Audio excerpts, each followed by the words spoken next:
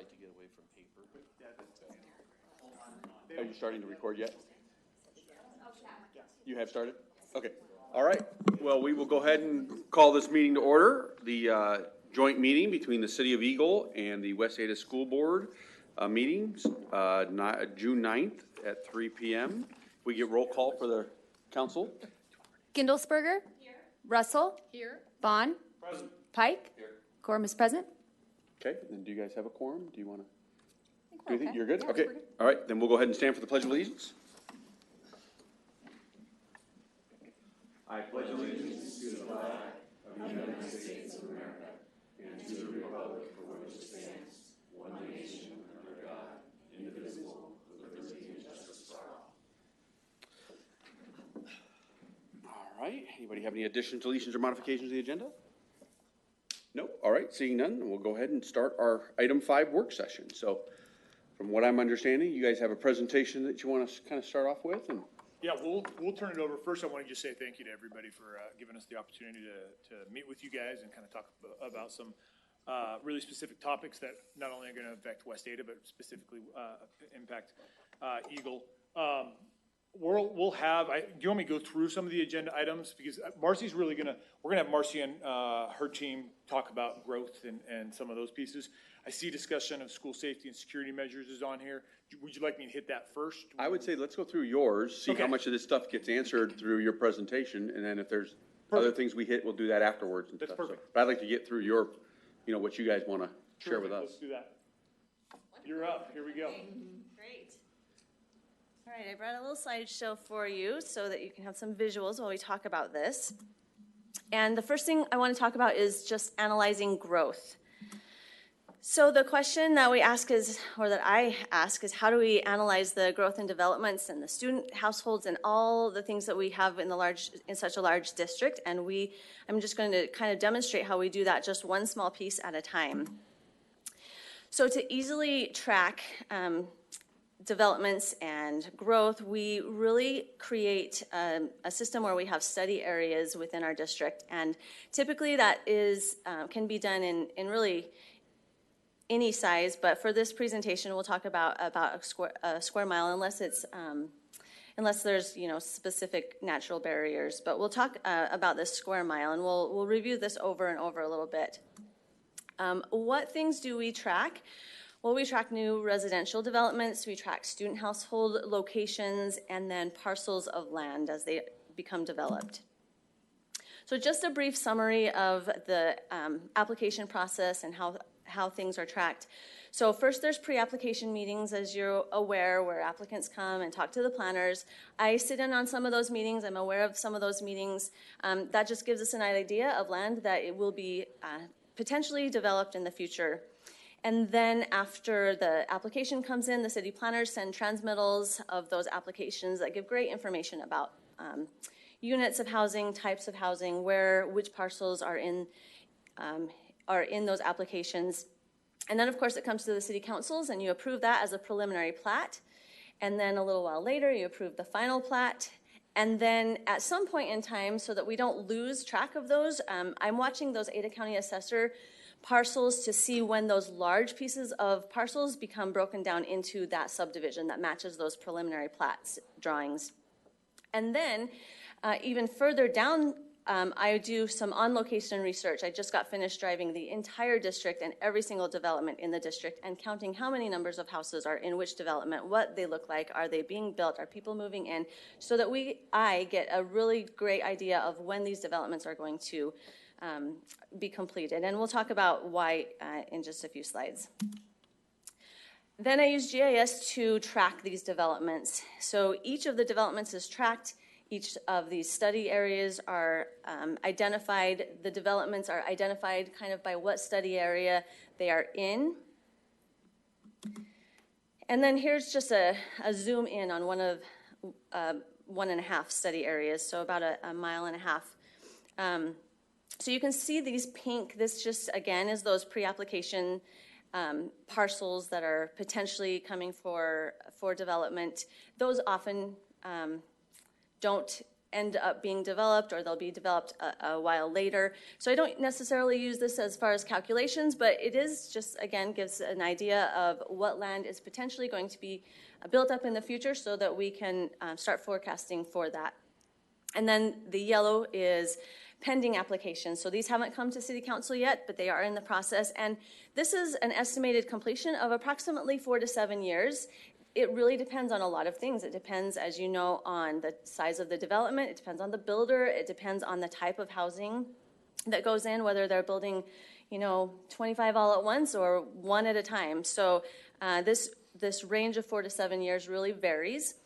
And then as it comes to you, and as I review your city council meetings and the other 7 municipalities, once it's been approved, then I change that status. So see, these orange are now approved by city councils.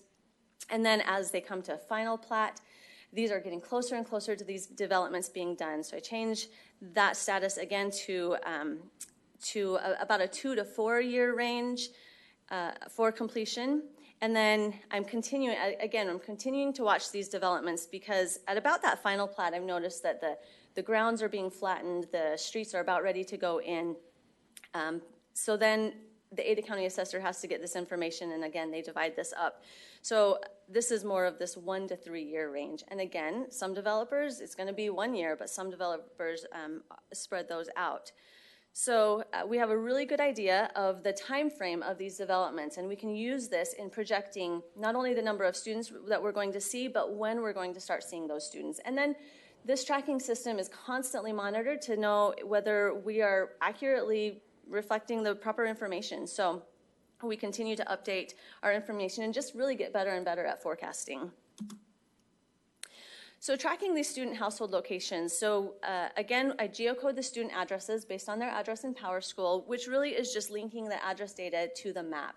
So each of these red dots represent one student, and this is a layer system. So there may be multiple students and red dots layered on top. So it doesn't necessarily say, well, there's one student in this house. We can extrapolate that data and see exactly how many students and what type of students they are.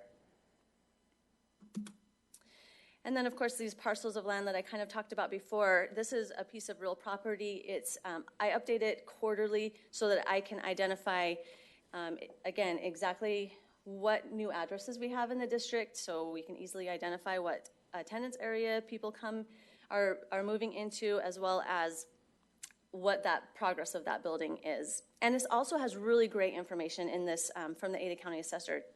We actually can see taxable value of the home. We can see when the home was built, whether it's residential or commercial or farmland. So we know if it's a single family dwelling, we know if it's an apartment. So really a lot of great information comes from this, and I do a lot of data and research with this information. So some of that will be used in the forecast as well, or enrollment projections. So that was a brief overview of just the data I collected. I could go on and on. I don't want to bore you. Not everybody loves diving into data, so if you have questions about that, I'm happy to answer. I just don't want to bore you too much if you're not like me. So just a little bit about how data is, how I keep this organized. Again, I told you I track all of the developments, so I have each development tracked, what study area it's in, how many number of units, whether it's a multifamily housing, single family, what approving agency it's been approved by, or it's applied in, and then that status of that application. And again, I do constantly, regularly update, review city council minutes, and see just what has happened, so that I'm aware of all of the developments. I'm happy to say, driving all of the district, there's one that I found that I did not have already tracked. So I feel really great about the data that we've collected. So in each of these study areas, and again, we can estimate the completion of the developments according to where they are in that development process. So again, in this one study area, you can see that there are 93 in that pending category, meaning like, it hasn't even been approved. Assuming it will be approved, it's probably going to be in that 4 to 7 year range before it's completed. 183 have been approved by the city council, but just that. There's no ground moved, there's nothing else done. That final plat, 233. So that timeline, again, is that 2 to 4 years. Just a note about this, I've talked to a lot of planners, I've talked to a couple different city council members and builders, developers. As I do this on-location research, I'm asking them, when do you anticipate this being done? This is I feel confident in this time range for the completion and knowing when we're going to expect to see students. I haven't been corrected yet. Again, we'll just keep getting better and better, but I have collaborated with others to just see if that's what they're seeing as well. Again, we talked about geocoding those students. So as I geocode those students by study area, I can count those students and know exactly how many students are in this study area, and I actually count them per grade level or per element, or school type. So I know how many students in each study area are elementary students, middle school, high school students. This is really great information for us because we can look at an area and see there's a lot more elementary students than would be evenly distributed in this certain area, or this area, or this type of housing, we see more high school students in this. So this gives us a lot of really great information as we continue to project, and we get a development application that says it's this type of home, maybe this price range, and we can look at other areas and say, well, we're going to compare and we're going to assume we're going to get maybe more high school students out of this type of home. So again, this is just all information that we use as we try to project students, and project enrollment of future students.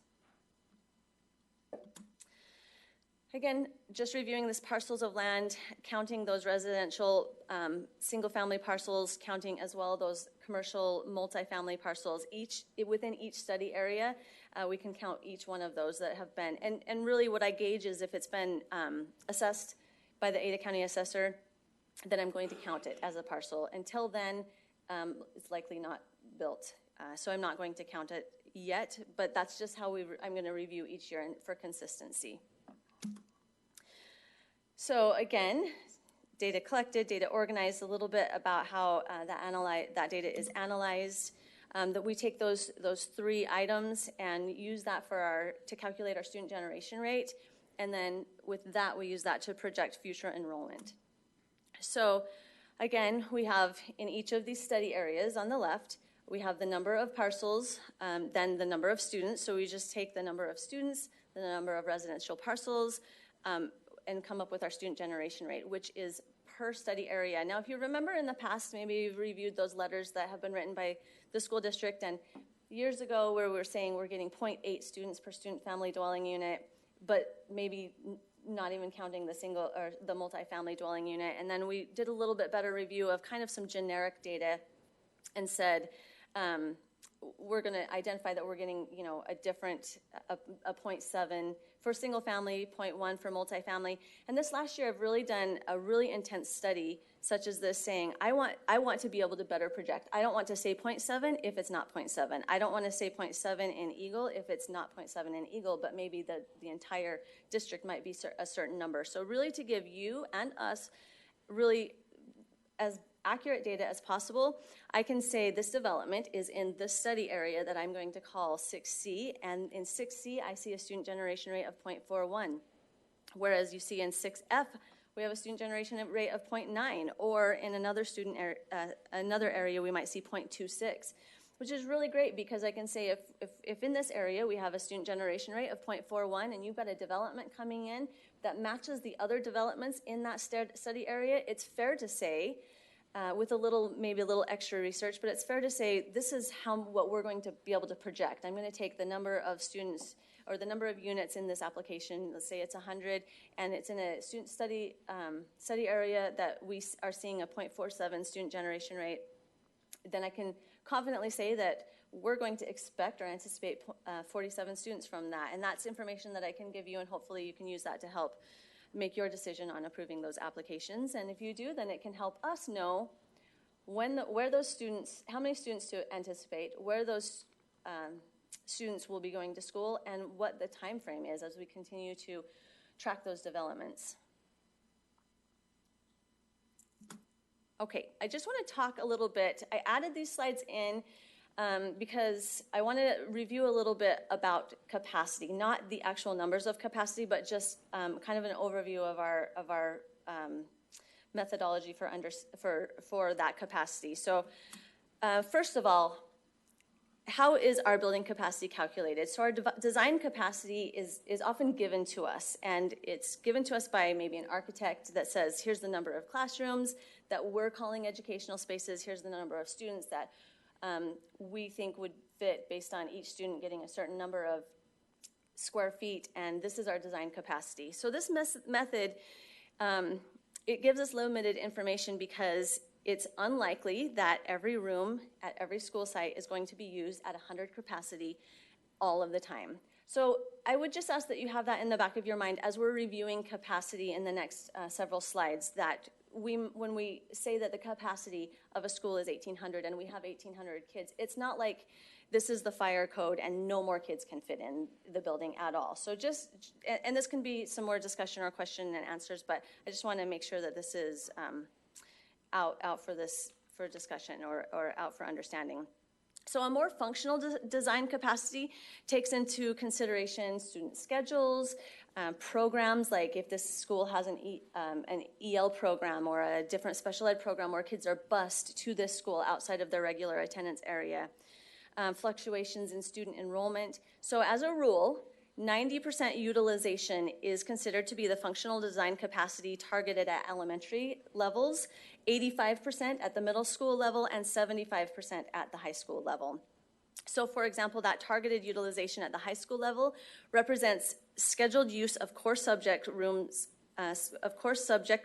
for 3 periods out of 4 periods a day. So that other time, so that's 75% of the time available for use. The remaining 25% of the time, the teacher is in that classroom for teacher prep. So there's not students in there. There might be tutoring that goes on in there. But in other words, when enrollment at the high school reaches its building capacity number, it's functioning at approximately 75% utilization. So that doesn't mean that we can't up that. We might do other things then when we start seeing that, say, and have people, a classroom move into this classroom and the teacher have their prep in another room at that time. So there are things that we can definitely do to enhance that capacity or better use the capacity when we need to. I got a question for you, because I think, I just want, just real quick, because that's very important, I think, because you guys can't build the next school until you have enough students to occupy it that it makes sense to open the doors. So you have to, over-capacitize your schools in order to get to the next point. So you guys are already, so when people see that your capacity is 1,200 students and you go to 1,500, you haven't really used up necessarily all the capacity. You've saved some in order to add those students so that then those can move on to the next school that gets opened or so on and so forth. It sounds like. That's a great question. Yes, absolutely, Mr. Mayor. Thank you so much for bringing that up, because we do have, when the community starts panicking, that's what we're just trying to kind of maybe stop the panic. Let's not panic, because we're aware of what's happening in the school. We've walked the school. We've talked to the administrators of the school. We know what rooms can be used. I have done an analysis of every single elementary school and know exactly what rooms could potentially be turned into educational spaces.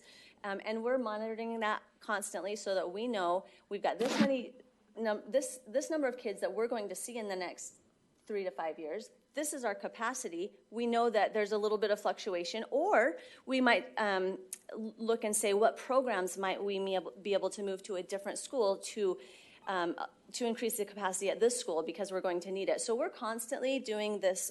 In fact, that's what I'm doing all day, looking at numbers and loving every minute of it.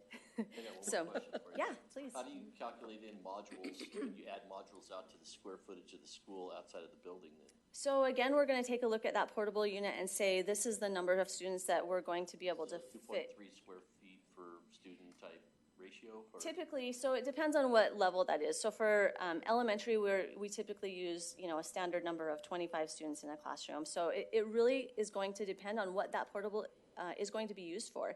In high school, classrooms are used for a lot of different things than elementary. But yeah, we're definitely going to take that, and we're going to monitor what we're going to do with that portable and how much capacity it's going to add.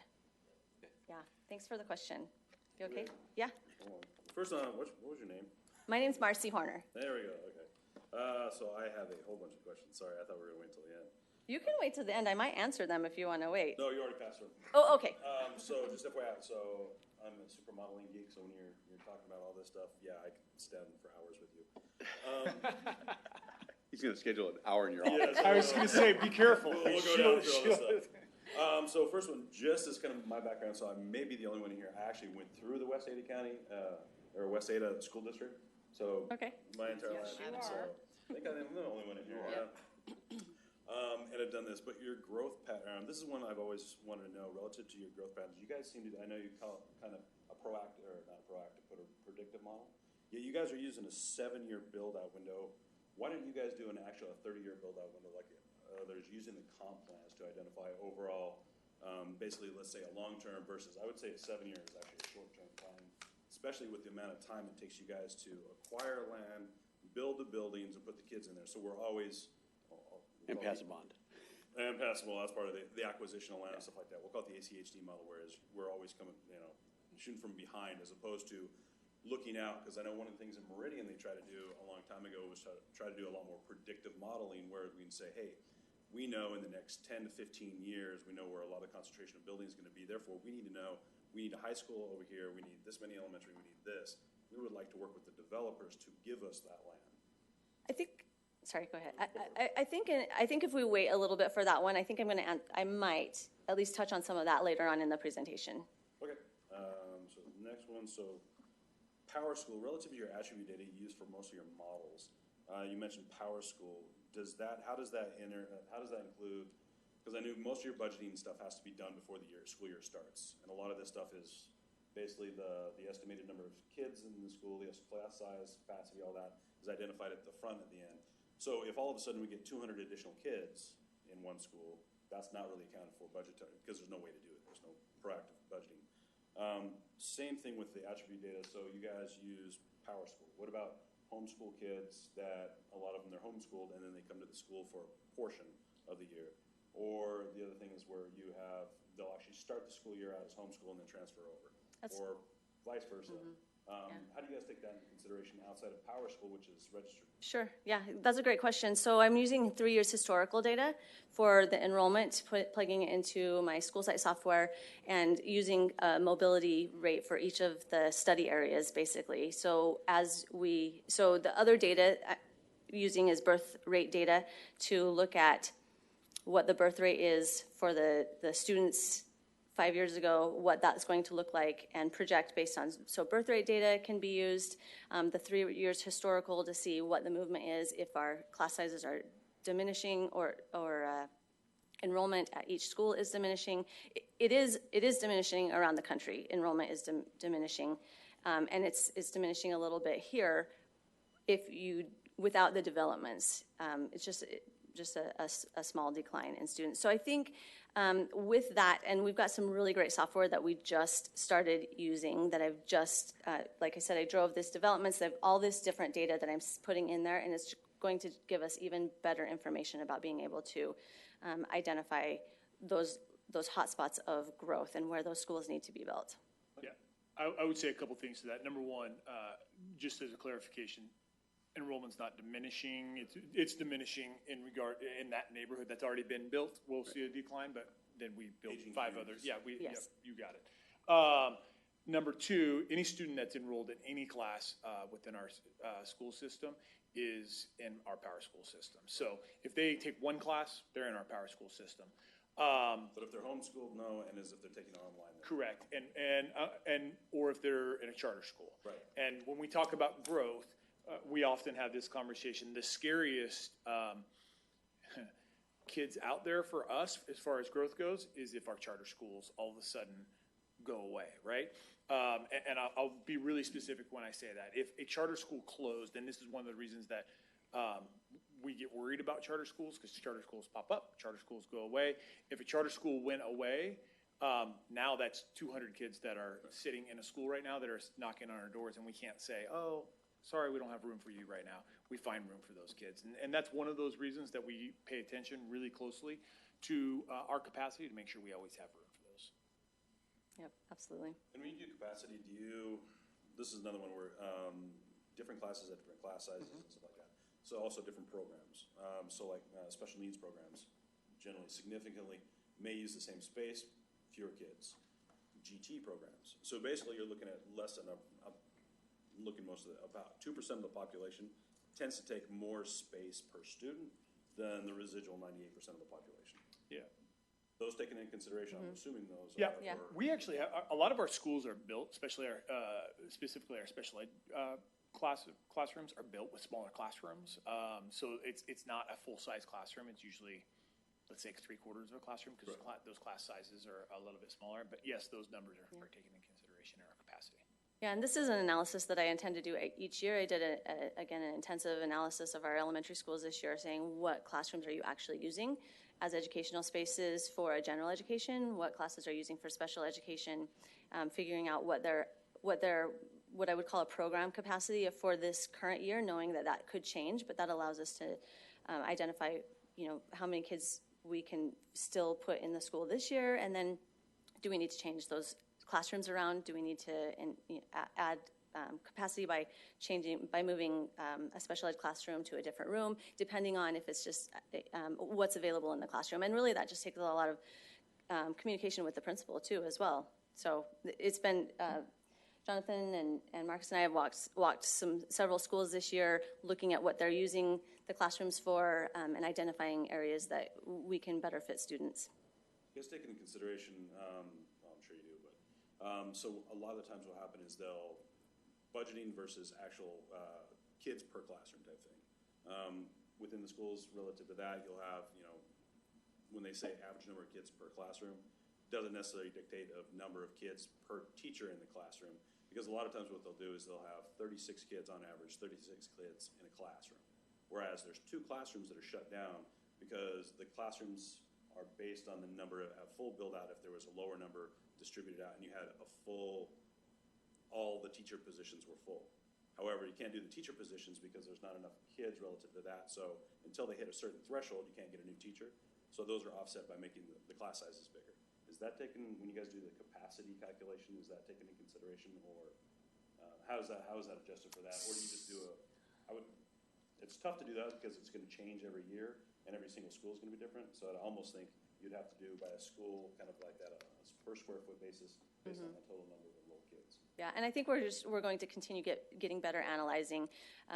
My position has been just relatively new. I've been doing this for 2 years, so I've been able to dedicate my time to doing things like this. And I think we're just going to get better at understanding capacity, and analyzing it better, and continue to look at things just such as that. Yeah, and I would say you touched on a point, because I think at our secondary level, we have a little bit more flexibility there.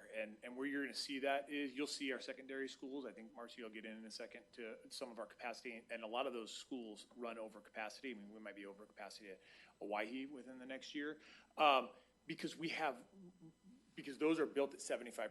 So is it ideal to have teachers traveling? No, we don't want to have teachers traveling, but we really feel like, to be fiscally responsible, we need to make sure that our schools are filled with kids before we say, hey, before we go to our taxpayers and say, hey, we really need to build another school. And so there is some of that flexibility where a classroom we may say, hey, 75%, 3 out of 4 periods, that classroom is filled with kids. But we could probably get closer to, in some of those classrooms, 100%, where we say, hey, you're going to be a traveling teacher, you're going to be in Mr. Jones' class first period, then you're going to go to Mr. Smith's class second period, and the kids don't notice that, but the teachers do. So we give them a cart and they go from that, and that's common in some of our schools. Right, that's moving. No, we have a couple, the middle schools, local middle schools and stuff like that. They'll actually have multiple classrooms that are just, they're dead. We'll call them dead classrooms, because you don't have sufficient teachers to put in there based on, because you haven't hit the minimum threshold to add another teacher. Correct. Based on that. So that's why I didn't know if that went into the capacity models or not, because that would be a tough one to. Yeah, and that's that year upon year, because it's going to change every year. So definitely looking at information like that, just being careful about using that as a projection.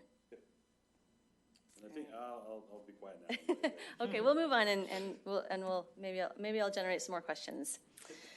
Okay, so what do we do as a district to make decisions to increase capacity? So we kind of touched on this when that elementary, when the projected enrollment, when we're forecasting that, when those demands, we see that those are going to be utilizing more or all of the educational classroom spaces, then we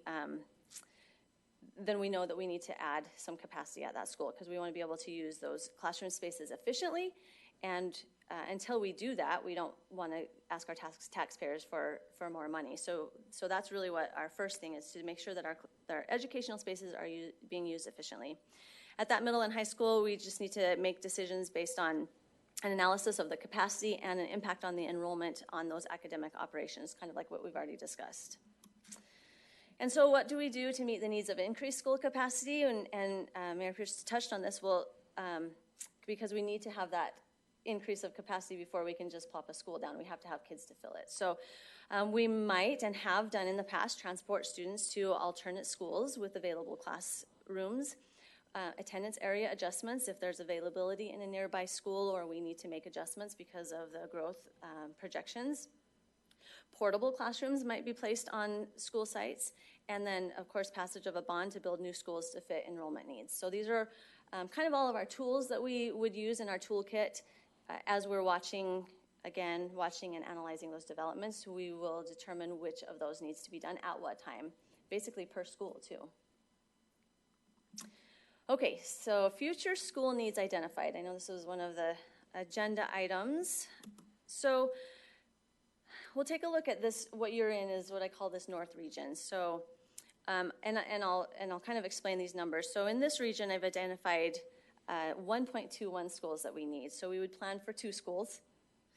And we do own 2 school sites in this region. So this is a tentative timeline that I've established based on what I see for forecasting. It's not a decision that's already been made, and it's not gone to a bond committee. So just to be clear, this is just kind of an analysis of what I think for a timeline. So those 2 schools, for those North Elementary schools, you can see here for that 2024, 2027, again, tentative. And looking at those numbers a little bit more deeply, I have these 2 tables, so let me talk about the one on the top first. So again, we've talked about this quite a bit, where we have those different statuses, that pending, those preliminary plats, the final plats, and then those I would call in the development stage, the timelines in that next column, just to give us that reminder of the timelines of those. So again, these are just in that North region. You can see the single-family lots for all of the pending and approved are over 10,000 single-family lots. For multifamily lots, we have 614 that have all been approved. There were no pending. This was as of data I pulled in January. So how many students, total number of students in those homes, based on the student generation rate, 4,672. How many elementary students? 1,493. So remember, this is across the 10-year timeline, and this, again, these next columns are estimates. So that 68 by year 1, that's really that 205 in that developed category, 205 elementary students divided evenly across those 3 years that I'm estimating it's going to take to complete those. Now, as I told you before, I am driving those lots and driving those developments to have a better understanding of when those lots are actually going to be complete, but for the purposes of this discussion, this is just that generalization. And then by year 2, again, another 68 evenly divided, that 205 evenly divided out, but then an additional 92 from the preliminary plats that have now increased in that development process, so 160 that year, and so on. And then, of course, it doesn't die off as developments are continuing to be approved.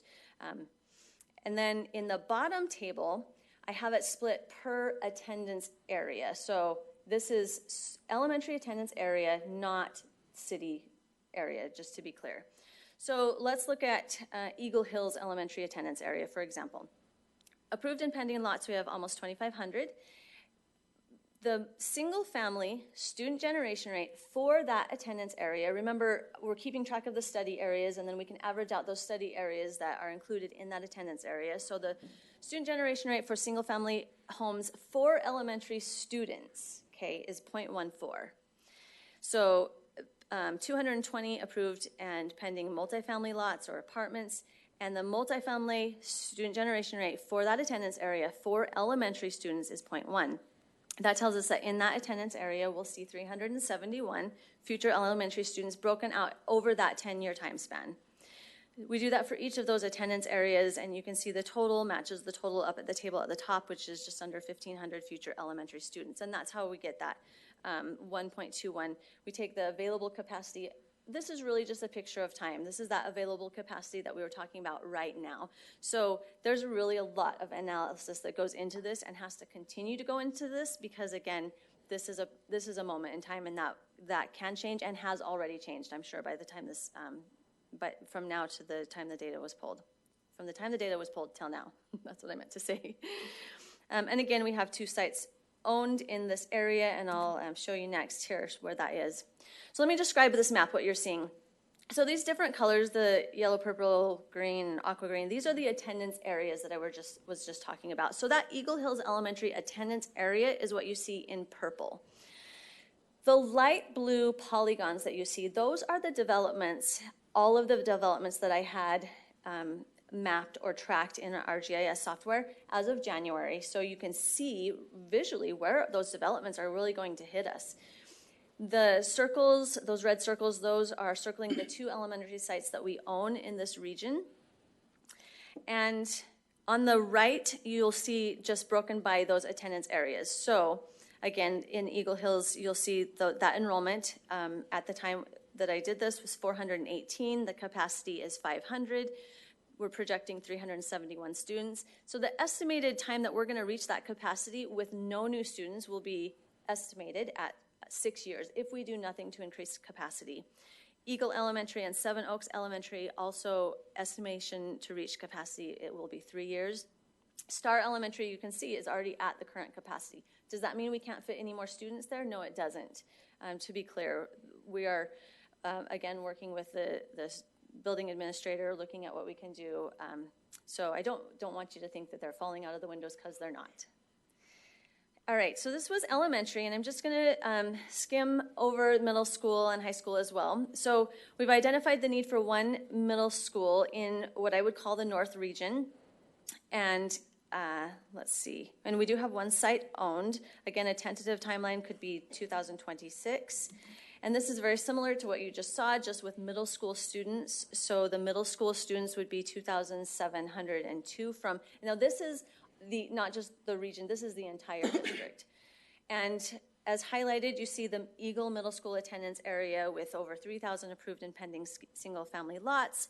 The middle school student generation rate for single-family is 0.08, and the middle school multifamily student generation rate for this attendance area is 0.03.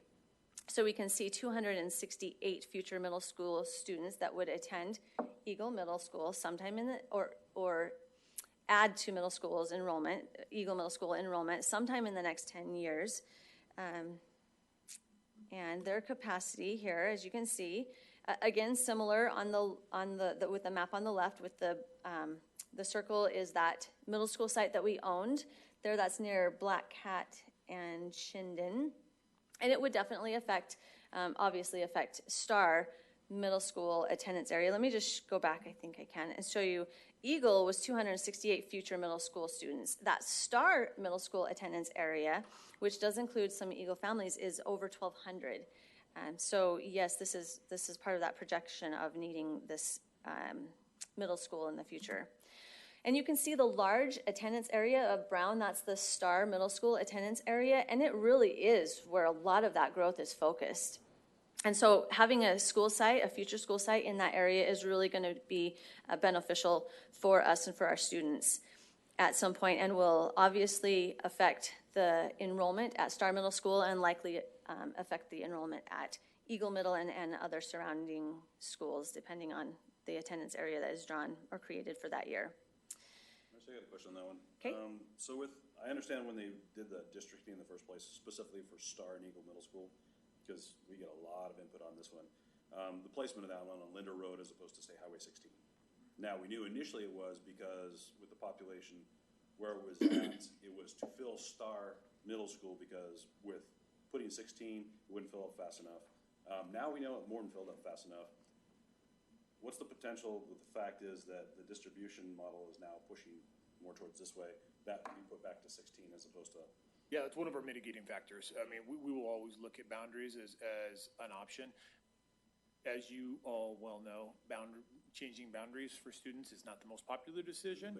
But it's something that we will always look at as something that we can do before we build a school. So if it's easy for us to shift boundaries rather than build a school, we would do that. A lot of times that won't alleviate that, and a lot of our growth is now in that let's call it the south region of that, and that building a school in there would probably have a little of a different alternative for us, but we would make sure that Eagle Middle School and Star Middle School were filled.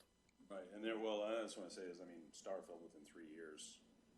Correct. With the adjustment boundary to 16, because that's basically Star's rate of growth is significantly higher than ours. Just by the total number of, and so it's going to, theoretically, they would grow up even faster. Correct. So one would be a shifting of boundary over that 16 could offset that with the fact that some of the kids would go over there. Eagle would be expanded to Star because of the growth rate, and then it would even that out until such time that we built another. And we would look closely at that. Okay. Yeah, yeah, I like the way you're thinking. Yes. We're gonna be friends. Like models. Okay, perfect. All right, so here we'll move on to high school. Again, one site has been identified for needed in the north. Yes, we did just open Hawaii, but again, that growth is really, really intense in the north. So we are estimating that and projecting for that and well aware of it, and feel really good that we're ahead of that. As you said, trying to not just react, but be proactive. Again, same numbers here as you've seen before. So just touching on Eagle High School attendance area. Again, future high school students at just over 1,000, and Owyhee, future high school students at over 1,400 in that 10-year time span. So absolutely identifying that need for that high school. And our location, again, here we have the high school location in the north would be the Star High School. On the right, you should see the enrollment again. So, and this is kind of why I brought up that capacity conversation prior to this, is so that when you see that Eagle High School's enrollment is 1,780 and the capacity is 1,800, just so we all understand, it's not necessarily time to panic. We're aware and working towards what we need to do to make that comfortable. So Owyhee High School, again, projecting at opening that school next year at 1,800. And lots of student projection, lots of future students coming in both of those high school attendance areas in the future. And so just a review of those, what we're looking at, those sites that we have identified that need for, also looking at a potential CTE center, or adding a potential CTE center. That's so beneficial for our high school students. And then I believe the rest of the conversation will be led by Mr. Gillen here. I don't think I have anything else. Oh, just this beautiful timeline with graphics. Okay. Awesome. Thank you. So I'm Jonathan Gillen. I work in operations at the district. So you have gotten an opportunity to see the timeline, so I'm not going to walk through this again. I'm here really just to talk a little bit about dollar bills, and so what a facility plan looks like. What you're going to see here is the impact across our district. So there's some schools here on the list that you did not see that don't directly affect the Eagle area, but we wanted you to get a picture of what the potential cost could be. This is, for consistency's sake, it's very similar data what was shared at the City of Meridian. I can tell you that the costs have gone up since then, and that's just in the last 6 to 8 weeks. So inflationary pressures, as you all know, are well aware of. They are continuing, and so much of these construction costs will continue to go up. So just know these are not the actual numbers. Again, none of this has been approved. This is more of just a picture of what the cost estimates could potentially look like. And so as you can see, there's basically a breakdown of the potential timeline and impact on costs as we walk through what they look like. So really, what do we do next? As a district, we have had an opportunity to discuss a little bit about how we collect that data, how we use that data. And so really for us, there's a lot more discussion that we're going to continue to have. Particularly as we roll into fall, we're going to evaluate the data as we currently have received it. We're going to then compare those against our projections of students. We're going to analyze the data we currently have. We're going to take a look at what we anticipated. We're going to take a look at what our actual is. And then we're going to start evaluating how that works. What are our concerns? Where are the areas where we met the mark? Where are areas where we have questions? At the same time, we are also evaluating many of our facility needs. So in those areas where we have hotspots, we're looking to utilize that toolkit. less so on the end of boundary adjustments and more looking at portables and options that we can use within the school and items that we can purchase to help really mitigate risk and allow us to continue to operate while we look at what our facility options are. So we'll continue to do that. We will continue to evaluate enrollment. We start collecting data throughout the summer. I can tell you that Marcy and I spend a substantial chunk of our time evaluating that data on a daily basis, and then we'll pop that into our future projections. And then as always, we'll continue to refine cost projections. Those change all the time. So I was just getting new data this morning on kind of what an outlook of what that looks like. Should the district choose to move forward and the board choose to move forward, we can have some accurate financial data associated with that. With that, we can stand for any questions you have. John, real quick for me, the issue with the growth versus staffing needs, because I mean you could build all the schools you want, but how are you guys seeing staffing coming into the area, especially with a lot of newer age people aren't as ready to work as maybe some of the older people were. So how do we get around when you have a staffing need, you had the building put in, you had everything ready to go, but you're not meeting the demand with the staffing. How are we presenting that? Yeah, I mean, we're really fortunate that we're West Ada. There's a lot of people in this area, in the Treasure Valley, that want to come work for us. We just had our retreat. We feel like we're the best school district in the state of Idaho, maybe the best school district in the Northwest. And we're really fortunate that we have people that want to come work for us. And so we're not seeing... We don't see a decline, though? Well, where we're seeing a decline, our classified staff is always a challenge to continue to hold those positions. We're trying to address that with salaries.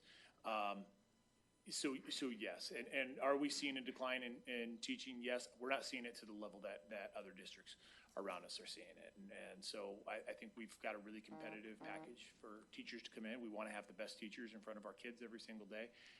And so we feel very confident that we'll be able to staff our schools. It's encouraging because some of the other industries aren't having the same success. No, you're absolutely right. And you know, I mean, I think that there's a lot of credit to the community that is always behind our teachers, regardless of what happens. I feel like our teachers go to work and they feel very supported. Obviously, we've had our ups and downs. But as a whole, the community has been very supportive of the people that are in front of our kids each and every day. It's funny, we had a survey not too long ago talking about how teachers feel, or how parents feel about their teachers. Overwhelmingly, they support what their kids are getting in the classroom every day. So we're excited about that. I think our teachers recognize that, and we're optimistic about what the future holds. And one of the other things, Derek, real quick too, is I found that was interesting. You said that if there was a certain decline in private schools or charter schools, how that would come back and impact. And I don't think I mean, that's not really something that was on my radar, but how does that overflow all of a sudden calculate back in? And I kind of talked about the modules earlier. That's why I was, is there a set plan if you have an over insurgence of growth with the families? Is that part of the model, the design model with, because nobody really likes modules, but at the same time, they're functional and they're portable, so you can kind of move around. But one of the things on that, so I'll let you answer that first, and then I had another question. Sure. About demographics. Modules are always a mitigating measure, and we're looking at modules at Star Elementary right now. And I really do believe in order to be fiscally responsible, we may have to get there. Unfortunately, when we're dealing with kids, we can project all we want, but until people start to see, oh, no, we really are packed, we're not going to get the community support for a bond. And nor do I feel comfortable going out and saying, hey, we really need a bond because we think that there's going to be kids there one day. We need to feel it a little bit. And so we feel like we're getting close to that. We're looking at putting some modular campus classrooms out at Star Elementary, and there's certain areas that we're going to have to look at that. That is one of the factors or one of the pieces that we will always be able to do to mitigate growth if we need to. And then, Marcy, I'm going to ask back to, I did not ask you on demographics. We had some calculated numbers of what kind of demographics we had as far as age groups within our city. At one time, I think 50% of the population was around 47 years old or older. That number's probably changed drastically, but that was like a while back. But I'm thinking, as not everybody moving to Eagle has young kids anymore, or kids in school. So the projection there, it's kind of a weird calculation. I'm sure it's really hard for you. I mean, it'd be difficult for me to figure that part out too, but I'm just wondering if you, as we peak and valley with growth and thing coming in, and you see a larger, I'll say just geriatric population coming into the city versus the young, new families, the tax base is probably going to be there. Yeah, I love that word, geriatric. I know you guys, they make fun of me on the geriatric word, but I'm just, that's from my world, we call, anyhow, it doesn't matter. Old people, yeah. But I'm concerned with that. How's that calculate in with the growth when you go, oh man, we thought these neighborhoods were going to bring in, families, 3.7 people per household or whatever, and they're actually just two senior couple moving in. So that I think when we ran into trouble on that was when we did this a large scale, hey, this is our student generation rate for West Ada. What we found was, and that's why we've narrowed it down to per square mile, or gosh, sometimes per square block, because there's certain neighborhoods, for whatever reason, they attract an older community. And so one of the advantages, having that student generation rate by square mile has just been unbelievable for us, because then we can go over, I mean, Marcy gets really excited when I come by and say, hey, this neighborhood, can you tell me a little bit about this neighborhood and what the student generation rate in that neighborhood is? Because that's going to take that factor in of, hey, it's an older population, they don't have kids. And that's where you see some of those really low student generation rates, where they may be at 0.1 or 0.2 or even lower student generation rate for that specific. Because obviously we're still paying the taxes with no kids for schools. And, Sure. A lot of adults, senior adults, they say, hey, I've done my time, and that's a taxation thing, but. Well, I think that showed too in your models very well. If you looked at the Eagle numbers, they seemed a lot lower student per house dwelling unit because of the fact that that's happening. So you're obviously capturing it, and it's showing that, so. Yeah, I'm capturing it and studying it. I just did a study this week that nobody really that walks by my office is excited about it. I'm like, you gotta see this cool thing, but maybe you would really appreciate this. But Yeah, call me too. I'd love to come by.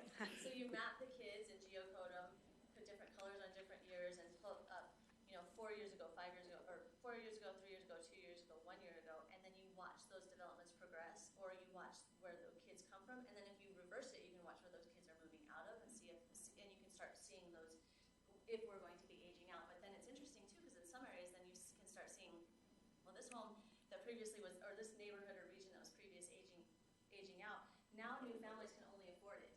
Okay, so now we're going to start seeing those populations. So there's a lot of great stuff that we're able to do now with using GIS and just the data. So it's kind of exciting to be able to just be more knowledgeable about it. And what you just talked about, those are things that we're going to be studying and watching, so we can better answer those questions. Well, I like the term aging out. That's kind of a cool thing, because we can look at that factoring for what developments are coming into, aging in, aging out, so. But that's adjustable over time. That's where you talk about peaks because that adjusts. The idea is once you talk about age now, well, an age now community then will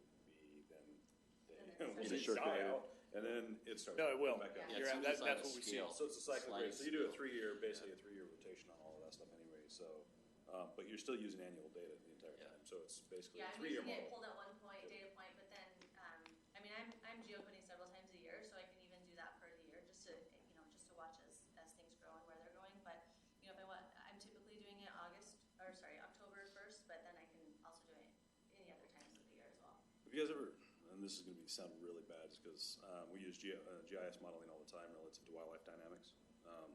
But we have population trends that we do with wildlife-based models. Exactly. You don't tag them, no, you use the information. What did you say? It's basically, there's already algorithms that are built up for growth populations, distribution patterns, and all that stuff that you could use for the same thing, because you have a lot of like comp plans. We can almost use that for longer term modeling based. That's why I think. Sorry. Hey, they're little wildlife. It's okay. They are like wildlife. Will it be banding? Planners. I'm going to a conference next week to just talk about things like this, of what other resources that we can use and what other people are using. So yeah, we're definitely looking at other things just to help project that. Another question relative. Can you jump back once? Oh, nope, you're right there. So right now you guys have it identified as the high school is 2027. Is that the potential to, like, when you go out to bond, or is that when you start building, or is that when it's open? Yeah, so I would, I think tentatively, we have that we are going to look at the possibility, we will present to the board an idea of going out for bond in March of this year. I mean, Star is loaded. We have a ton of growth in the Star Eagle, on that Star Eagle corridor on the 16. We have a lot of growth in South Meridian, and so depending on where the board is at, we would probably be looking at a recommendation to the board to move towards a bond in March, looking at that March. So potentially building before this, so that would be potentially 2027 timeframe is opening it? Yes, Okay, yeah, absolutely, yep, good question. And then we'll probably talk funding and stuff a little bit later, but where do you want to? I was gonna bring up different type of funding, because, you know, we use the bond word all the time. Yep. Discussions about impact fees in particular is gonna be the biggest one on the table, and We're huge, I mean, I'm a huge supporter. how do we push those forward? I will speak for myself, and we really haven't had a huge conversation with the board, but I'd be a supporter of impact fees. I think that will help. I think that the area that I always get concerned about is, I don't believe that impact fees will eliminate bonds. I think they can grossly reduce bonds. And I think they're, I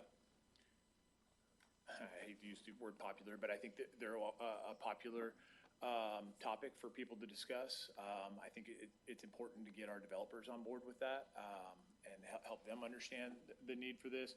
We can, as you guys know, the impact fees are available for a lot of different causes, except schools. Everybody, you know, I won't say everybody, but a lot of people use schools. And being able to offer some taxpayer relief through impact fees would be, I would be very supportive of. So question with that is, where are you guys in putting together information to go to the legislatures to try to help get this? Because my guess is you guys have probably a lobbyist of some kind that works with the legislators, or? We don't have a lobbyist. Okay. We are the lobbyists. Okay, So perfect. we meet with our legislatures on a regular basis, and they're extremely supportive of us. So we're thankful for that. I think It's just because there's been pushback, because we really pushed the legislators last year, some of us, to get this to happen. And they really look at the way Boise does and the way they collect fees as the excuse, along with having a constitutional amendment, which, you know, if they want to do something, they'll do it. It doesn't matter if it's a constitutional amendment or not. So I really want to know that, I believe from us, that is a huge thing that we would be supportive, and I think you'd probably get the support from almost every city. And the reason is because when people are purchasing a new home, they are setting their budget, right? And so if they decide to spend the extra $50,000 because it was $20,000 in impact fees to the school and that, or whatever, they've made that decision. When we continue to put it on the backs of people that might have voted no for something, but because of the majority still have to pay it, you're kind of running people out of their homes and what they're able to do in the future. And so I just want to know let you know that I would be a cheerleader as big as could be if we could find a way to do this, but I think we really need you guys to kind of investigate it and really understand it and help us to present it and get the legislators on board. So we met probably a month ago with the chief financial officer from City of Meridian. I know that Mayor Simison is extremely supportive of this as well. I think us partnering with our cities, one of the pieces that we always get a little bit of pushback on is this impacts West Ada probably more than anybody. But I think we also have 33% of the legislators, that touch West Ada, and getting them all on board is going to be really important. I know Greg Wilson's here, our chief communications officer, and he's going to help to work through some legislative action to make sure that we at least get our case heard, that this is an important piece as we move forward, not just for us as a district, but I would say for our taxpayers. Well, and I think it's also a tool that, even though you might be the first ones to use it because of the size and the scope of what happens here in the Treasure Valley, it's a tool for other cities throughout the state to be able to do it.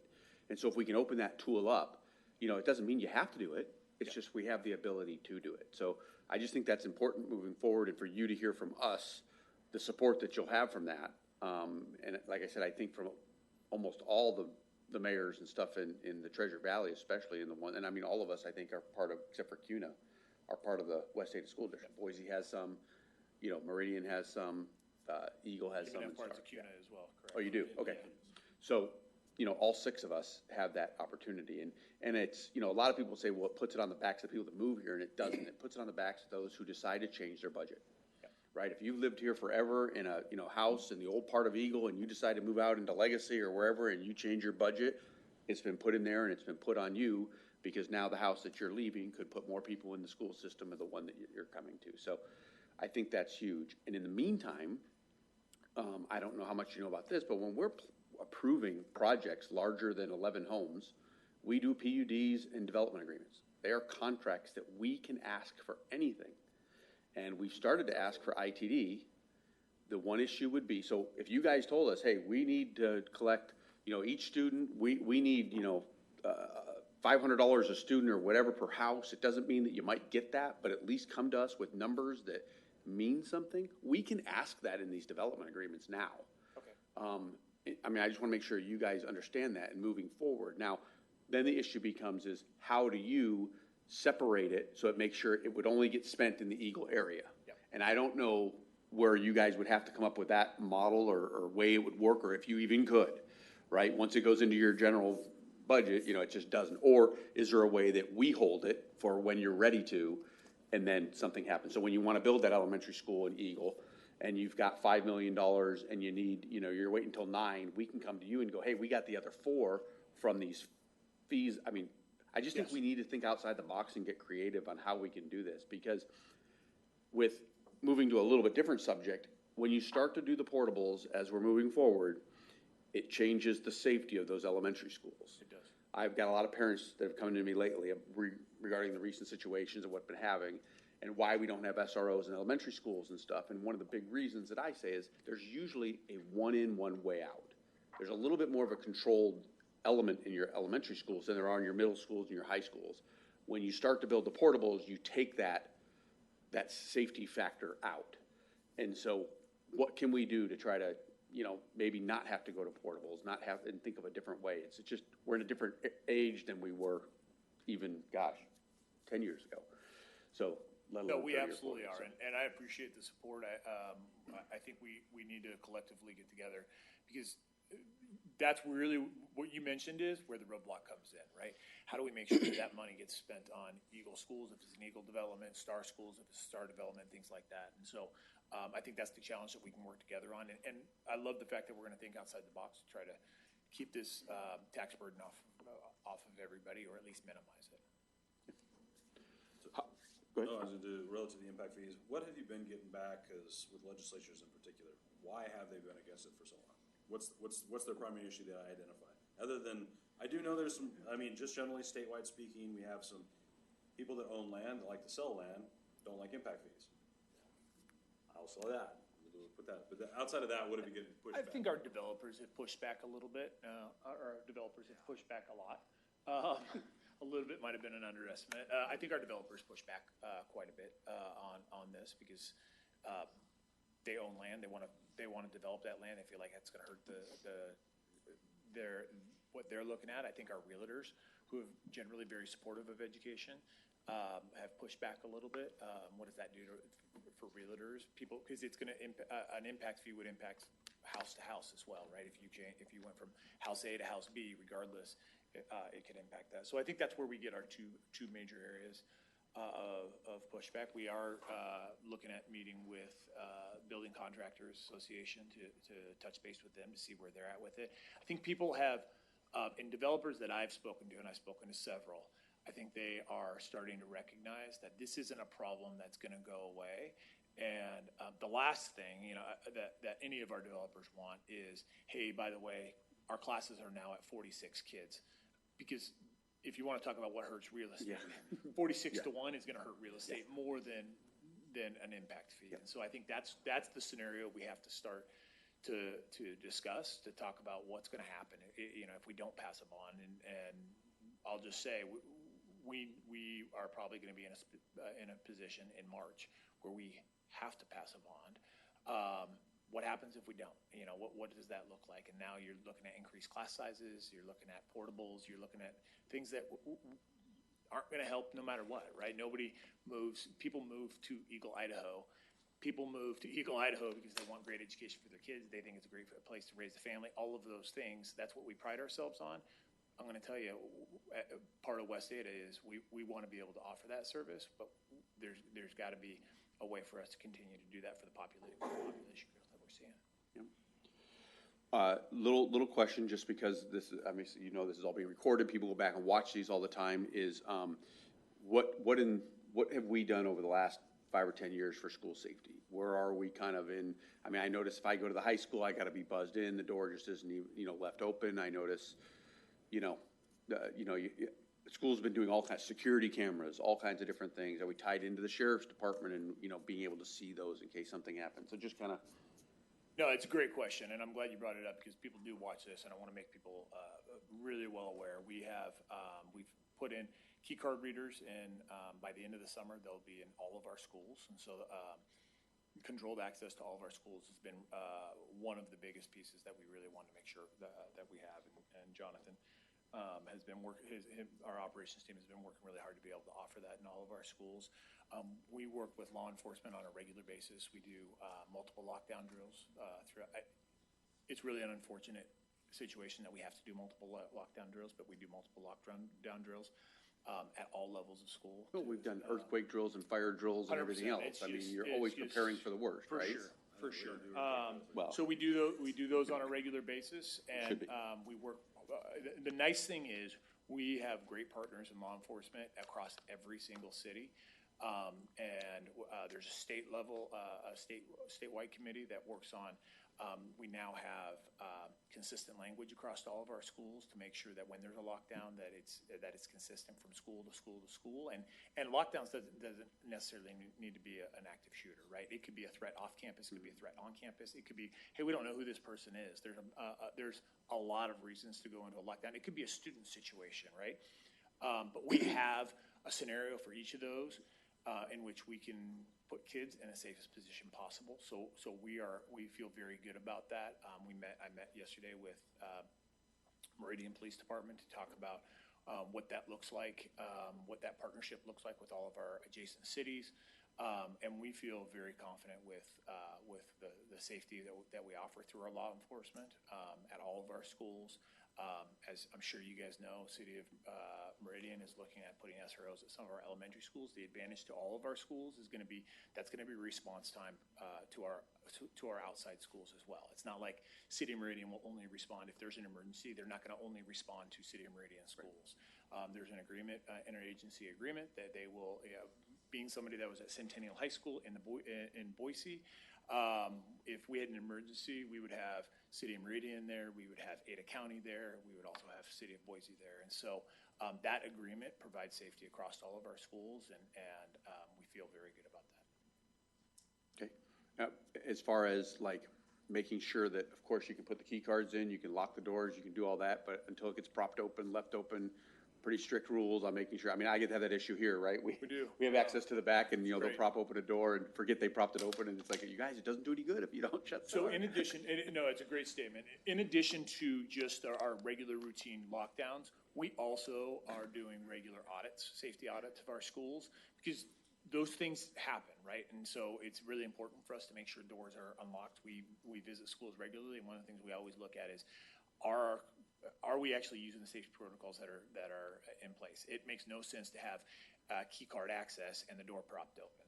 That doesn't work. And so we have a team that goes out and visits schools on a regular basis to make sure that those safety protocols are being utilized. To say it's 100%, we're not there, because there's always telling the second grader, hey, you can't prop that door open is always a challenge. But being able to have that conversation with an adult to say, hey, we gotta make sure these doors are closed.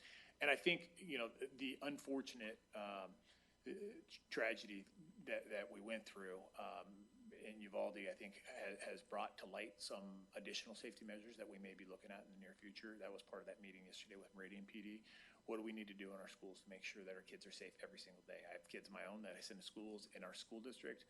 I want them to be safe. I care about every single kid in our district, and I want to make sure that we have a safe environment for them to go to school. I have a question. Yeah. As a newer resident to Idaho, and I don't have children that have ever been in the West Ada district, are there any armed security or SRO officers that are on campus at either elementary, middle, or high school? Sure. All of our high schools have SROs. Okay. Our middle schools have SROs which are shared with the elementary schools. So they're always within a fair distance to our elementary schools. I think the difference that I've seen in our school district that as compared to other school districts that I've been a part of is Meridian PD, Ada County, they really look for SROs that are going to develop relationships with kids, that are going to have a positive presence on campus. And every single one of our schools, I've heard nothing but positive interactions with our SROs. That's not to say that's not how it is at other places, but where that becomes an advantage is our SROs are very proactive rather than reactive. And those relationships come into that. They have a social media presence. They have, so they're really observing everything to make sure that our kids are held safe. And they are armed, or? They are, Okay. yes. Yeah, and they're all police officers. Right. Sorry. They're all police officers through either Ada County, through Boise, or through City of Meridian. Okay, and so they're shared between elementary and middle? Yes, elementary and middle. So some schools will not necessarily have somebody on site at all times? Correct. Okay. Correct. Is there a Yeah. way to mitigate that and actually have somebody on site at all times for all elementary, middle, and high schools throughout West Ada? It would take, so we have had some discussions about looking at what type of legislation we could get going with that. It would take a different funding piece for us to be able to make that happen. All right. I would love to find a way that we could get some of your data, just because I think it's important if we could share it. Yeah. To see, so that we can see what we're doing also when we're approving projects, when we're, what's coming in, what are we seeing in certain areas, and so on and so forth, because I think that would be good. And, being my kids both went through, they're 22 and 24 now, I think we had probably 3 boundary adjustments in the time. Luckily, we always happened to live in the spot where we didn't get changed, but others didn't, and I know it was frustrating, but I do understand that, as areas grow, you guys have to change your boundaries in order to move the kids to the places that, you can't have one school that's 200 under capacity and one that's 400 over, right? So appreciate everything you guys do, and I'm sure you don't take it lightly when you do it, and, but things have to be done in order to keep moving. My son, in elementary school, it was way overcrowded. Middle school, it was pretty much okay. The high school was actually, I think we almost, at Eagle High, lost our 5A rating because Rocky opened up when he started going there. And so many kids went over to Rocky. Eagle, I think, only had maybe just at 1,600 kids or something. It had gone down quite a bit. So it's kind of interesting how that ebb and flow happens, but it just depends on where you're at when your kids are at certain places. No, it does. And, I think the other piece that I would talk about when we're talking about growth is not just building new schools, but maintaining the schools that were built. When we talk about Eagle High School, when we talk about some of our schools that are starting to age a little bit, we have schools that we need to do some work, and they're being used. We love the fact that they're being used, but there's some work that needs to be done in some of our schools. So that maintenance is going to be a big piece of our future plans as well. All right. Any other questions or comments? Nothing from you guys? You don't have anything we can do for you guys, or? Oh, thank you so much for having us. This is great. No, this is. Oh, you do? Okay, well then go ahead. No, got questions. Well, I said, anybody have any questions? You're over Well, no, there you quiet looked as a that church way. mouse. I didn't know. He was scrolling up. I've getting never, my I've questions. got, 42 questions. His wife's a teacher too, so. Yeah, just the other way, my wife Okay, works for there you West go. I Ada, love so I'll put that out there, so that's why I know all these. So I guess budgeting wise and relative to, so teachers versus, and the good, I always like kind of education component. Differentiating between teachers versus classified positions, because a lot of times whenever we talk, especially you guys identify that the, average number of kids per class is 25. Or the average number of kids per teacher is 25, when in fact it's the average number of kids per classified position, because there could be several that are in there that are not teachers to reduce the overpopulation, whereas like, at least for Eagle, around here, the average class size is 36 plus. So that's is more of an education component relative to, because I think, in my perspective, I'm talking with lots of teachers, all the teachers in the elementary schools, the middle schools, and the high schools and stuff like that, the biggest thing they identify as the biggest issue is class size, and we always talk about that one. Like, I know it was a long time ago, but I was there, I mean, when we hit 25 kids, everybody lost their minds, when I was in high school and middle school. Now the average size is 36, and you mentioned 46. How can we actively adjust that to get back down to what I'm gonna consider a legitimate number of teaching. A single teacher in a classroom cannot realistically teach 36 kids for English. So I will distill a couple rumors. We probably, and I don't know the numbers, don't quote me on this, but it's gonna be within one or two. I think our high schools sit at about 28 per class, and now you're gonna have some classes, PE class is gonna be a little bit bigger, but on average, we sit at about 28 per class. Is that? Yeah, I'm trying to think, I think it's around. And I think middle school sits at about 25, So, and okay, elementary is just below that, and that's per teacher, not per classified staff member. Right, and then, well, that's also West Ada countywide. The only ones I actually know, the only reason I know the numbers really well is all the Eagle schools. All of them are 30 plus, and that's their average for all of their classes. High school, I believe high school, I know there's a couple high school classes that are not PE classes that are pushing 40 plus in the classroom, like an English class and a math class. Eagle Middle School, average for, we'll just say English is between, like my wife's, her smallest class is 34. Her largest class is 38.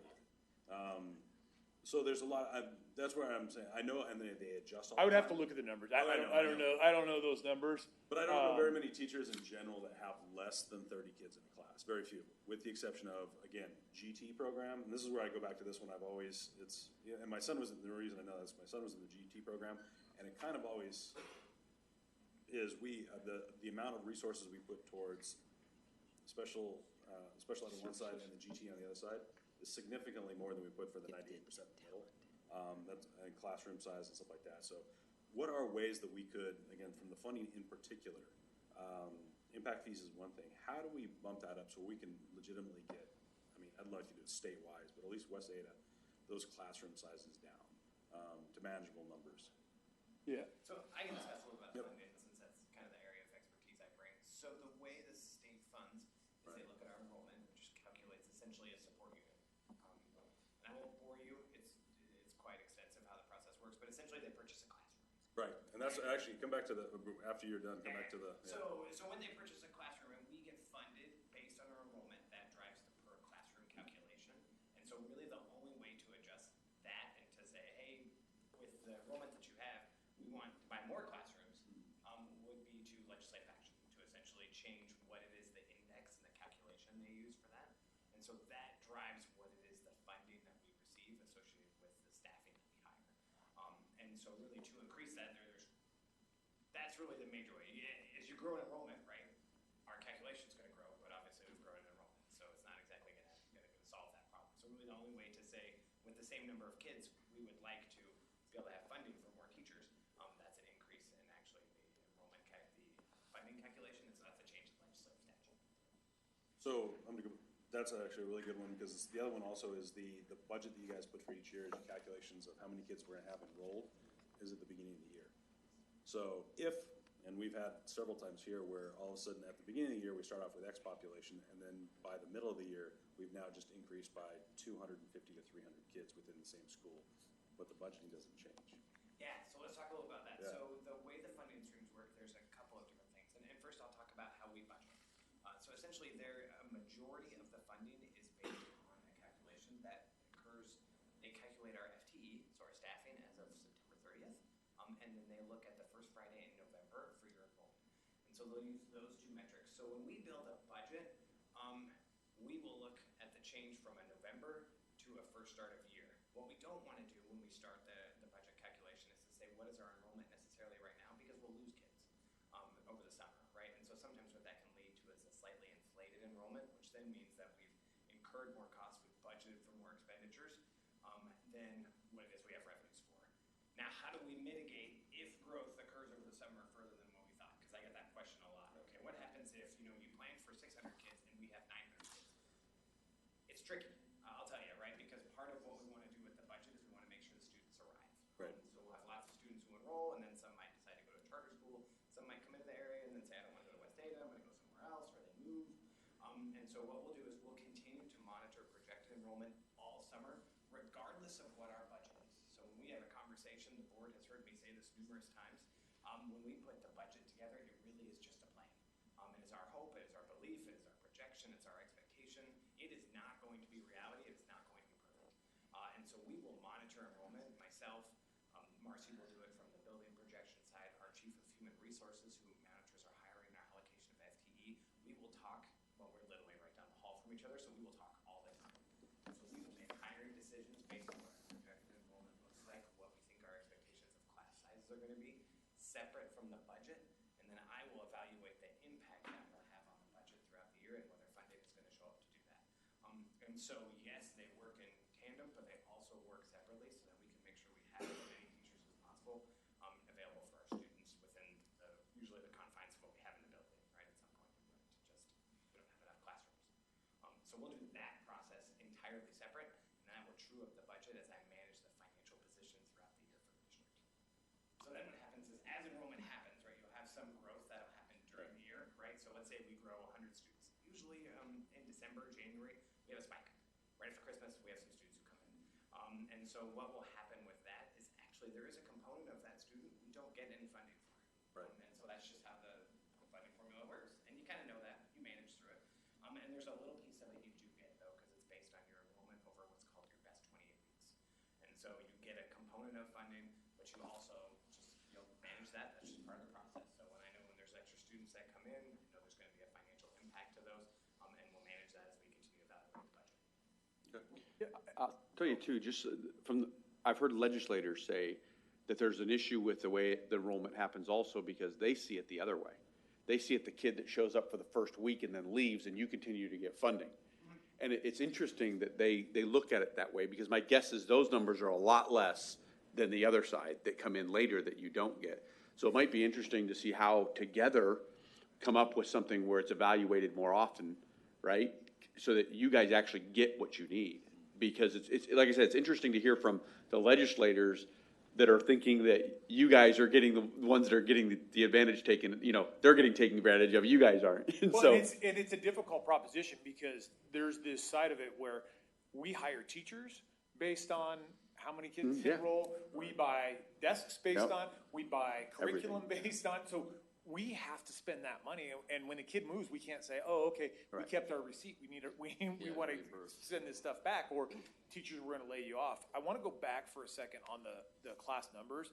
And I would say, I would, maybe you and I could meet outside of this and pull up numbers, because I just pulled up on my phone, I wasn't texting, I just pulled up on my phone, I don't think that will you get some classes that are larger? Yes, it's just like a school, right? We have to get a little bit over capacity before we hire a teacher. If a teacher is at 35 kids, and we go hire another teacher, now that breaks that teacher down to 17 kids, and so, that, we're probably not ready right there, but I just pulled up a couple English teachers at Eagle High School and a couple teachers over at Eagle Middle, and I'm not seeing those numbers, and I know district-wide, when we pull our class averages, they're not near those numbers.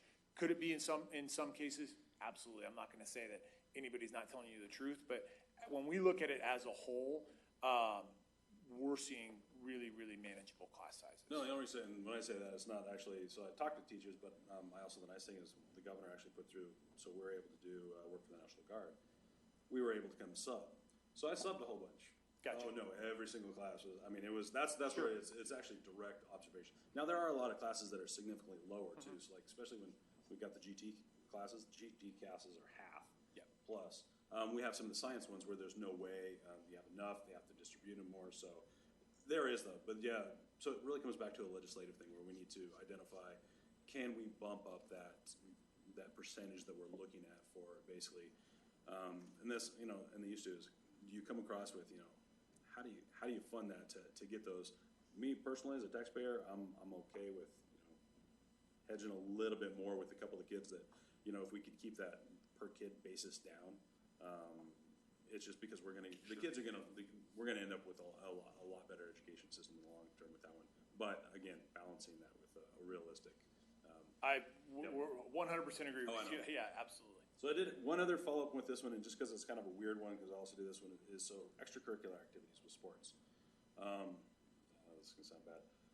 So with sports, a lot of it has changed, and not just sports, but also band, where we've kind of moved to a pay-to-play for a little bit, but not really. So there's a small nominal fee, but the equipment availability.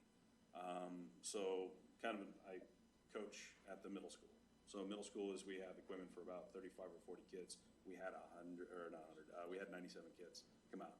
And then a lot of them were saying, you gotta get your own equipment, and it's those, that's just one example. Baseball, some of the other sports, the band. Are we doing anything to adjust those, the rates that we're able to do? Because we're starting to see a lot more demographics where we have a certain amount of the population that can definitely pay to play, not a problem. We're starting to see a lot more of the population, stuff like that they cannot. But it's really hard is how do you differentiate between those? One, you don't want the kid to have to sign up for something different, because that's not fair. How do you, the distribution of equipment and things like that? Any adjustment on that one? Because we actually went full, I know for a couple of years it was 100%. You have to pay to play 100%, and I believe that, and then we subsequently have left that. Any looking at distribution of that for extracurricular activities to make sure a lot of kids, band, some of these other things? Yeah, I will say, as a former football coach, former athletic director, extracurriculars are a huge part. It would not just a sport, but our band programs, they're a huge part of being a student in our district. And we're trying to, just like our schools start to age out, we know that some of our programs need some help. And so we have put together a comprehensive plan from a music standpoint to make sure that we're able to support that. One of the things we've seen is kind of the post-COVID days, I will just tell you, is we had fewer and fewer kids participate in music, and it's really important for our kids to have an opportunity to participate in those music programs. So we are doing the best we can within the budget that's allocated. I mean, and that's been the really tough part. A lot of times the pay to participate ends up going towards getting coaches out there and things like that. And a lot of our programs are self-sufficient. By the high school level, I would say, speaking in really broad terms, when I say self-sufficient, they're able to, between their booster clubs and different fundraising abilities, they are able to stay afloat. Would we love to have them to be higher and better? 100%. Unfortunately, that's just not always within the budget, but yeah, they're a huge part of what we do, and something that will always be a priority. And we're kind of rotate through schools to make sure that the programs are upkept. That's it? All right. All right, anybody else? I just want to say that I'm hoping that we can do a collaborative effort more often than this, because that information that the Mayor was alluding to is, it's gold. I mean, it really helps us. That visual aid with just the mapping and stuff was cool, but there's two things that I always said I would never serve on, is a HOA board and a school board, because just the dynamics of it. And these guys know my personality. I wouldn't do well on those boards, but I commend you for doing that, because I think it's a huge need and responsibility. But I think the collaborative effort coming back and being more integrated with different boards and different skill levels from staff and everything, it's going to make us better, because in the fire service, I call this the net under the circus. But in the city council things, we're the dartboard. I mean, everything gets thrown at us, from school, from public safety to growth and all the water, whatever, they throw stuff at us. But having that support mechanism to where we can tangibly give them information that's relevant, it shuts down the naysayers quickly. And so I'm really looking forward to having those kind of things brought to our attention in a better way, because pretty much I'm ignorant to stuff unless I get educated to it, right? I mean, I think we all are, but I thrive on that sponge type learning, and I want to be known, and that's why I asked Derek, let's hook up and see where we're at, and anything that comes from the mayor, because he's got other responsibilities that are way more involved than we are, but I just think we need that. I think we need that ability to have one-on-ones and the opportunity to say, yeah, I remember when we met on that Thursday, that I had some follow-up that needs to be done. I'm more of, we're just be stronger as a team, and sports my whole life too, in fire service, team-oriented nature, so it's so imperative that we bring people together. So. Yeah, and I would just echo those comments and say thank you to you guys for taking the time to reach out to us and have this conversation. Thanks to Mayor Pierce, we had coffee, I think, at Rembrandt's a while back, and so I appreciate just the partnership that you guys have offered. This is, it is a big district, and this is a big part of our district. I want people to know that. You guys are a huge voice for us out in the public's eye. When people ask questions, they're gonna, because you sit on the city council, because you're the mayor, you should know everything about everything, and that's just the way it is, right? And so you pop into Rembrandt's and somebody says, hey, tell me about when are we building a new school? We want you to at least be able to speak to it and say, hey, you know what, they're planning, they're looking at it, we have confidence in them. And if you haven't seen that from us, please give us a call, contact us, and we'll come out and meet with you. But I think doing this on a regular basis would really pay dividends in the end. So thank you. Councilman Kindersley, did you want to? I'll end on a light note because you said you wanted hard questions. I love it. Okay, here we go. No, I have a lot of residents that reach out to me because I also sit as a liaison on the library board too. And I know boards have come under fire in a lot of ways as far as reaching out beyond the educational component for students.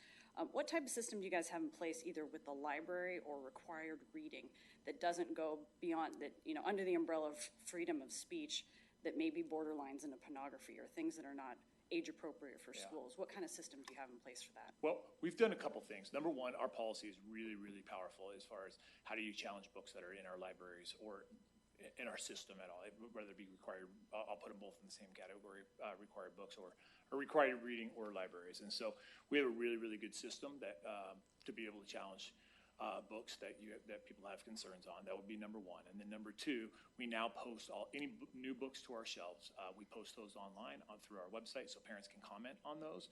If we get parent comment on those library books, we then put those books to a committee who really looks into those books. Because the bottom line is you could call a book F-15 fighters, and you're like, oh, okay, F-15 fighters, and then you figure out, oh, this probably isn't the most appropriate. And I'd be a fool to tell you that we read front to back every single book.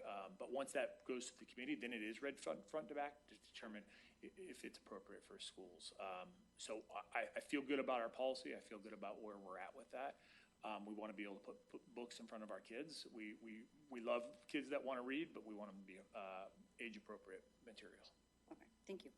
I gotta actually follow up on that one. Is there the potential, just talking with this one, because the level of what somebody considers is huge. What about the potential for an opt-out, opt-in? Whereas a lot of teachers, when they have programs they're going through, they fill off, the school district's already identified, here's your list of books you can use. And so they've identified that. There's some other ones. Whereas they can go on the same track, but two very separate books. A lot on this. Have you guys thought about something like that? Or? And there is, depending on the class. Parents can always opt out of curriculum. If it's in the classroom, part of our policy is parents can always opt out of curriculum. So if as a parent, if they say, hey, I would rather you not read this book right now, and sometimes that's just an age appropriateness, right?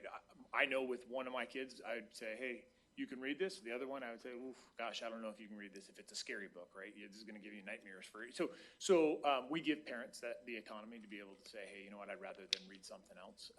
I think our English teachers do a really good job with that, to be able to give them some opportunity of what they read, what they don't read.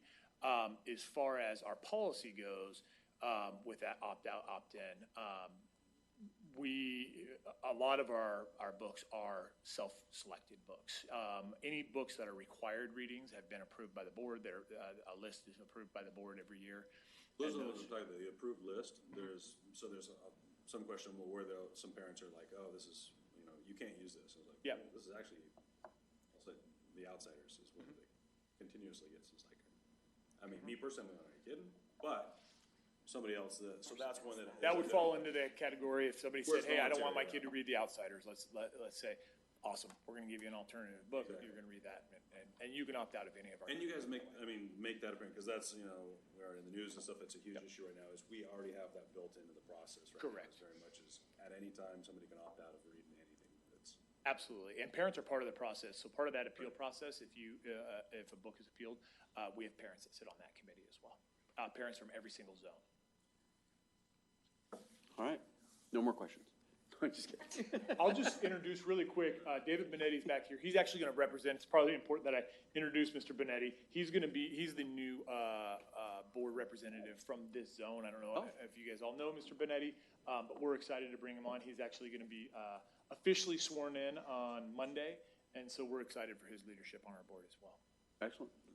Any ways you guys can adjust your meeting schedule, so, our problem is your guys' meetings, because I'm technically the liaison for the West End, and your guys' meetings follow the exact same time and date that we have like at city council meetings. They'd probably say the same thing to us. Yeah. We can't, but I bet you guys can. I would be totally okay with saying that. All right, well, appreciate you guys' time, and thank you for answering all of our questions, and it's great how well prepared you guys were, and your presentation was awesome, and I'd like to find a way that we can kind of share that data and really help us both. And then if there's something more we can do for you too, and knowing what's coming up, so on and so forth, you don't have to go digging for it maybe as much. Okay, excellent. All right, then I will entertain a motion to adjourn. Motion to adjourn. Second. All right, moving second. Any discussion on that? All right, all those in favor say aye. Aye. All right, motion passes. Thank you again. Thank you, guys.